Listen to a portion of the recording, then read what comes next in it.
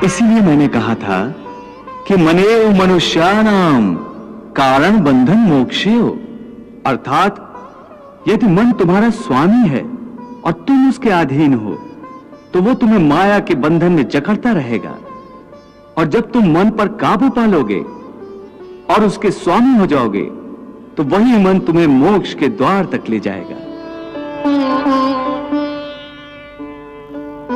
हे मधुसूदन, यह कहना तो बहुत आसान है कि तुम मन पर काबू पालो, मन के स्वामी बन जाओ, परंतु यही तो सबसे दुष्कर कार्य है।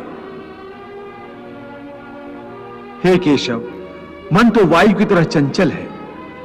जिस प्रकार बहती हुई हवा पर काबू पाना असंभव है, इसी प्रकार इस चंचल मन को अपने अधीन करना अति दुष्कर काम है।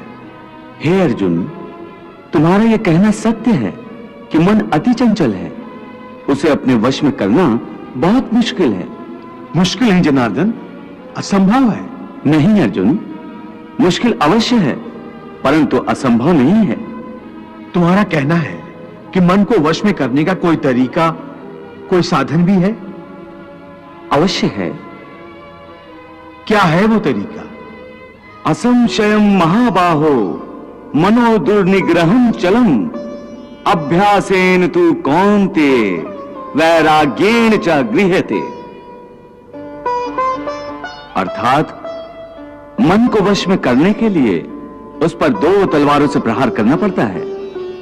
एक तलवार अभ्यास की है और दूसरी तलवार है वैराग्य की। अभ्यास और वैराग्य? हां, अभ्यास और वैराग्य। देखो अर्जुन, अभ्यास का अर्थ है निरंतर अभ्यास। मन को एक काम पर लगा दो, वो वहां से भागेगा, उसे पकड़ कर लाओ, वो फिर भागेगा, उसे फिर पकड़ो। ऐसा बार बार करना पड़ेगा। जैसे घोड़े का नवजात शिशु एक क्षण के लिए भी स्थिर नहीं रहता, क्षण क्षण में इधर उधर फुदकता रहता है।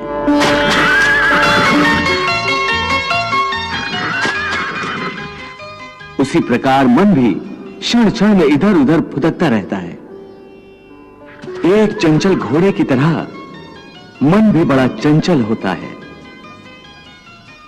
और ऐसे चंचल मन को काबू करना उतना ही कठिन है जैसे किसी मुंहजोर घोड़े को काबू करना।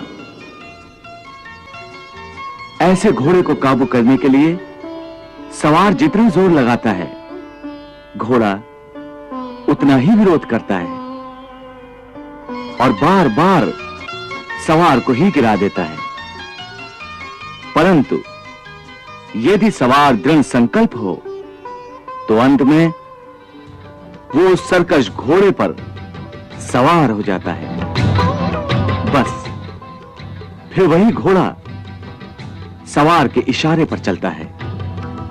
उसी प्रकार मन को भी नियंत्रण की रस्सी में बांधकर बार बार अपने रास्ते पर लाया जाता है, तो अंत में वो अपने स्वामी का कहना मानना शुरू कर देता है। इसी को कहते हैं अभ्यास की तलवार चलाना। जब अभ्यास की तलवार से ही मन ठीक रास्ते पर आ जाए, फिर वह दूसरी वैराग्य की तलवार की क्या आवश्यकता है?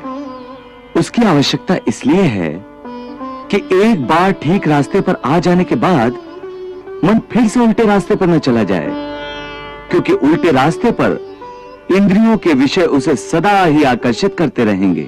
मिथ्या, भोग, विलास और काम की तृष्णा उसे फिर अपनी ओर खींच सकती है। इसलिए मन को यह समझना जरूरी है कि वो सारे विषय भोग मिथ्या हैं, असार हैं, योग माया के द्वारा उत्पन्न होने वाले मोह का भ्रम है।